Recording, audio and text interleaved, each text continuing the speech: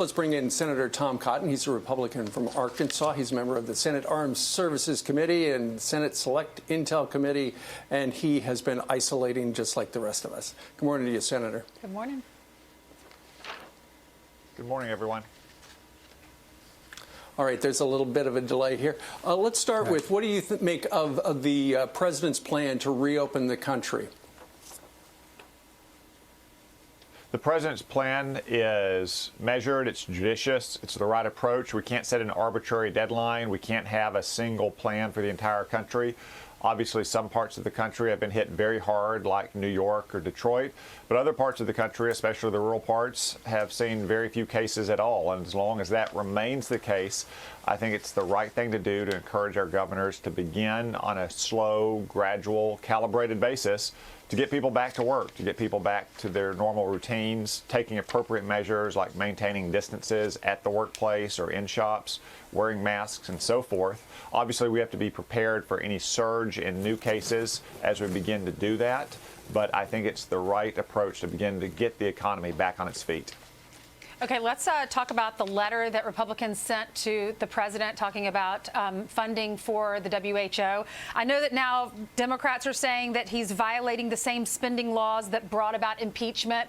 They're talking about impeachment again. The president's not allowed to do this and take away funding from the WHO. So in the letter that the Republicans sent, it said basically we need to just get the leader out of the WHO and then we'll continue funding. Here's an excerpt from the letter that was sent. We have lost faith in Director General Tedros' ability to lead the World Health Organization. We understand and value the vital role that the WHO plays around the world, especially in acute humanitarian settings. We recommend that you condition any future fiscal year 2020 voluntary contributions to the WHO on the resignation of Director General Tedros.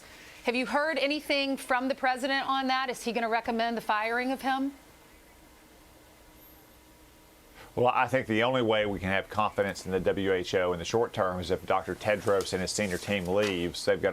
He has a well-established reputation for corruption, going back to being a minister in Ethiopia when China was handing out bribes there as part of their Belt and Road initiative, and going back to the earliest days of this pandemic, the WHO under his leadership seemed to prioritize political correctness and sucking up to China, not trying to focus on what their name calls for, which is world health.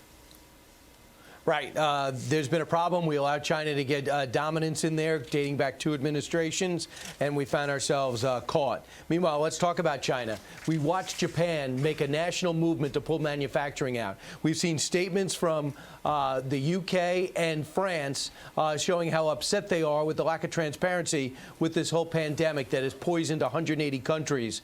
So right now, with their economy shrunk at 7%, what, Senator Tom Cotton, do you think should be the next step as more and more focus is on that lab in Wuhan that you talked about in January, where you thought this thing could have emanated from?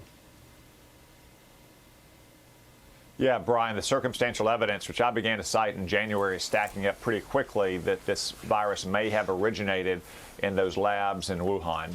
We knew from the very beginning that the Chinese Communist Party's front story about the food market was probably wrong.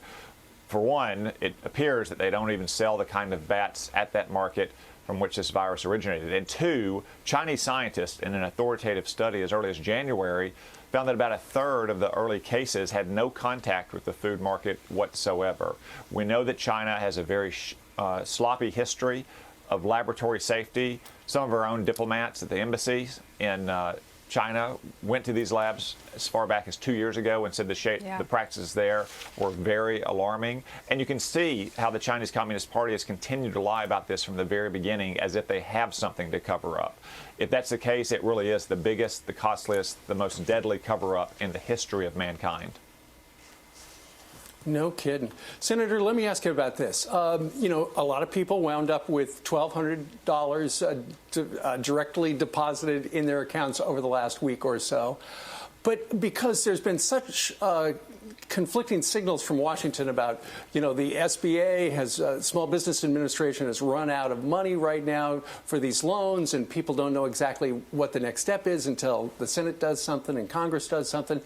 But regarding just those checks that people have gotten, oddly, it seems like there's a lot of misinformation. I had 2 people ask me, they said, okay, that $1,200, I've got to pay it back next year, right? And I said, no, you get to keep that. This is not a loan or anything like that. It's to stimulate the economy and to get you to buy groceries and everything like that, right?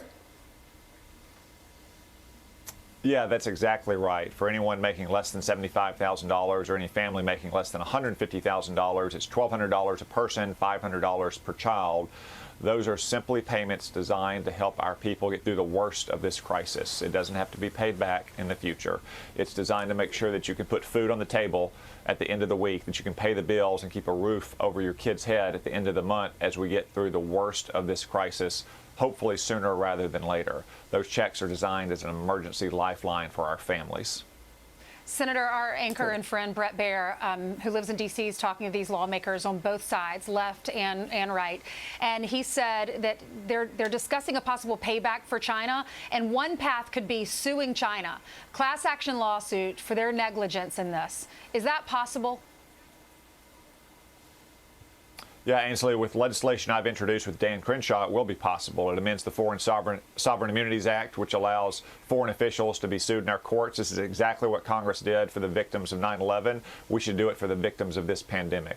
That's just one step that we can take. There's a lot of other things we can do as well. For instance, revoking Chinese visas for the kids of Chinese oligarchs who are studying in advanced scientific, computer science, and other kinds of technological fields. They go back to the United States. Or simply bringing back more of our manufacturing capacity so we can create jobs here, jobs that are going to help ensure our safety and our health in the future. Senator, I'm going to put you in a difficult position. I'll put you in the White House for a second. The president's in a tough spot.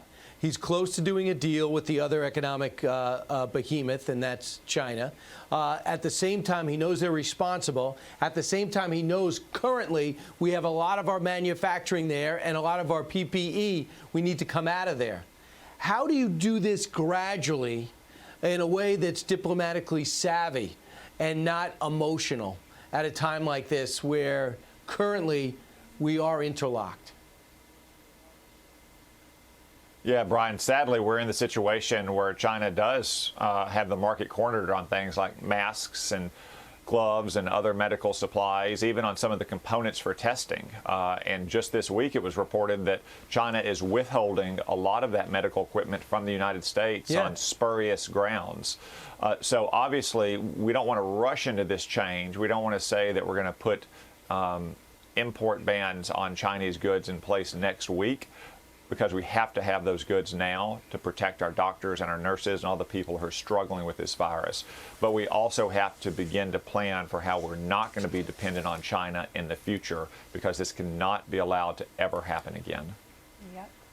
Can't react We've got to emotionally. make our Thanks own so much. stuff. All right. Thank you very much, Senator. Thank you for joining us from the D.C. Thank area. you all.